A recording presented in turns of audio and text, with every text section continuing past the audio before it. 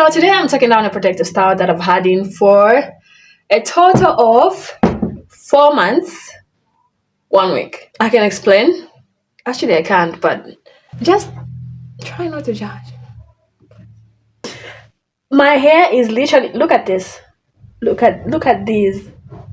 Look. You see that? That's literally everywhere. I can't even like pat it too much because I know it's just going to break. This was a disaster. I'm also embarrassed of the fact that I actually stopped washing my hair in the last 3 weeks and now it looks like this. There's this build up and then it's a mess. I know it's a mess, but this is everywhere. There's these every single where. So I'm now worried on how this is going to come out because my hair is just matted. This will be one big takedown because I have never had to keep a protective style in for this long. So it feels like I'm flipping book pages in a book. Page 1, page 2, page 3. End of the chapter. We're starting with some water. I infused some rosemary in here. That's why it looks so not so clear. So the girls say, spray this everywhere and just make sure your hair is wet. So that's what we're doing. I have watched a lot of YouTube videos in preparation for this, so it'll be a shame if I mess it up because I have watched literally a full course worth of tutorials. It's quite itchy as well.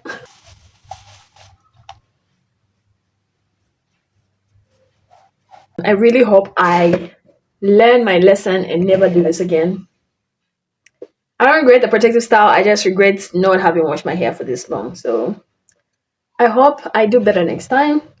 I'm now going in with a Vita for leave-in conditioner. I didn't have a regular conditioner, so this is what I had to use. The next best thing I had was a protein treatment, which I later figured out did a much better job than the leave-in conditioner did. I'm not really sure what kind of conditioner I was supposed to use here. Was it supposed to be a deep conditioner only, or a leave-in, or a regular conditioner? I have no idea. Please, if you know, let me know in the comment section below. Anyway, I did start off with a leave-in because I didn't have the regular rinse off, and I think it did alright. The point was to get some moisture, and moisture we got. I also tried to press it on the scalp because I didn't want that matting to cause me any more breakage than I needed to have. So I'm supposed to let this sit in for about 15 to 20 minutes just so I don't rip off my hair, just to give it enough time for it to soften up.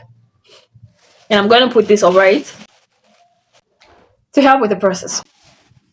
It's been more than an hour now. If you look at my neck, you can tell that not all parts of my hair were protected. Definitely not my edges and not my kitchen. And that's all because I like to pull out my hair. Well, not really pull out. It's not like trichotillomania where I literally like pulling out hair. I like to find like strands that are twisted and break them apart. And that's why I don't have edges and my kitchen looks like that.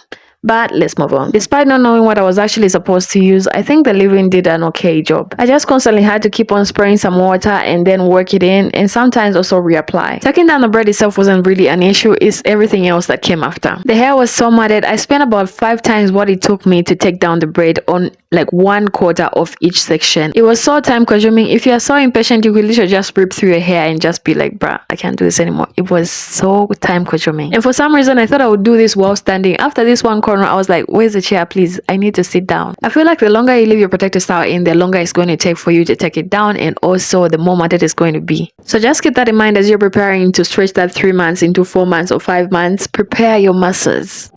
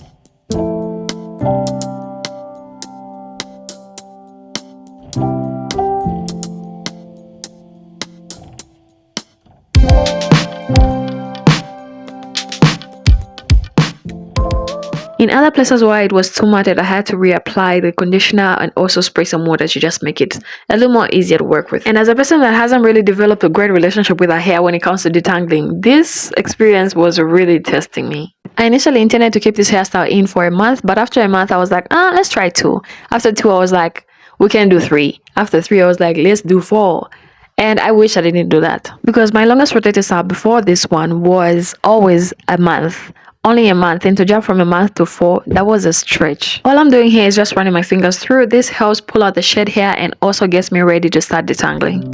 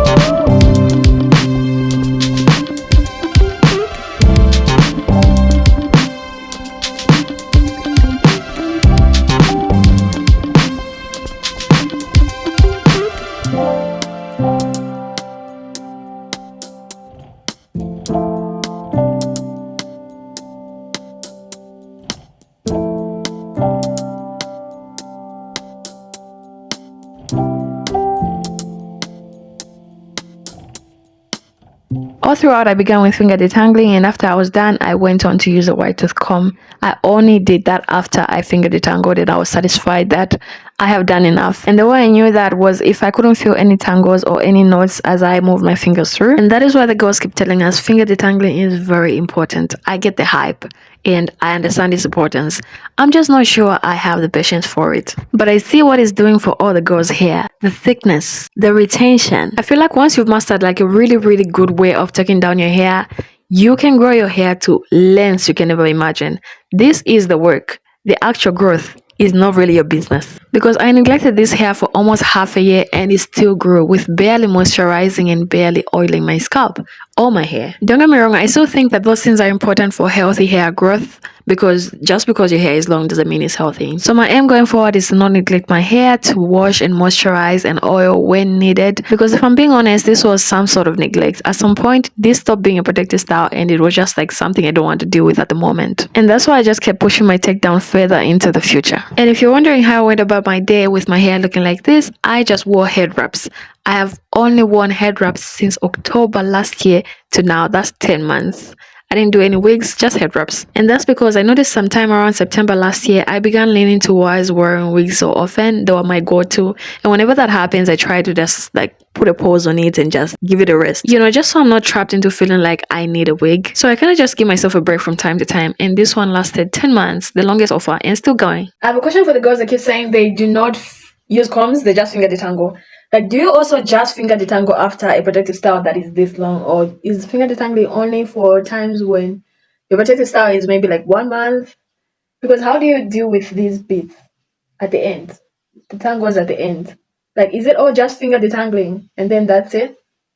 Because I don't know, maybe I'm not yet in a place where I feel like I don't need a comb to get all my tangles out. I mean, I do understand the importance of finger detangling because you can easily feel where your knots are, and it's easier that way. for you to not just like rip through your hair. But then again, I just feel like I think my fingers are too wide for me to go through each section of my hair nicely. Even if I'm picking like really small parts, I feel like there's going to be some that are just left tangled. I don't know. How do you do it? Do you just do it for short-term protective styles and just like daily styling, or is it also for long-term protective styles like this one? Why go like for 5 months or 4 months? Please let me know. It's something I would like to try out, but I'm just not sure how I would use it to benefit me. I know it's a good tool, but I just don't want to misuse it and then end up causing more harm than good. After saying what I just said, I sat down and I said finger detangling, and it was really the best way to ever get rid of knots. And now I feel like taking back everything I just said, because you can actually feel every strand of your hair and you can actually go through just fine. It just requires a lot of patience, especially if your hair is this matted. I literally did like 8 hours on this day and then went to sleep very late, woke up in the morning and did another 6 hours. And that's the only way I was able to get done. So literally 13 hours of detangling in total. I'm tired. I've only done 3, but I'm already tired. I need to sit down somewhere and just watch something maybe. Because this is going to take a while. I didn't realize how time consuming this would be. Finally, the next afternoon, because it did actually take the entire morning, I was finally done. And so was my energy, because I was really, really exhausted at this point. But I was determined to get this done the very same day, so I went on and washed it. And this is what we're looking like after a wash. It feels so good. It feels like a cloud. It feels so soft. And as for how much hair I actually shed, this is all of it from beginning to end. So what do you think? Is it too much? Is it too little? I think it's too much, but I don't know. I'm not sure, because 4 months is also a long time. But this also includes the blowout. So let me know in the comment section below if you would try it or if it's a big no for you. Bye.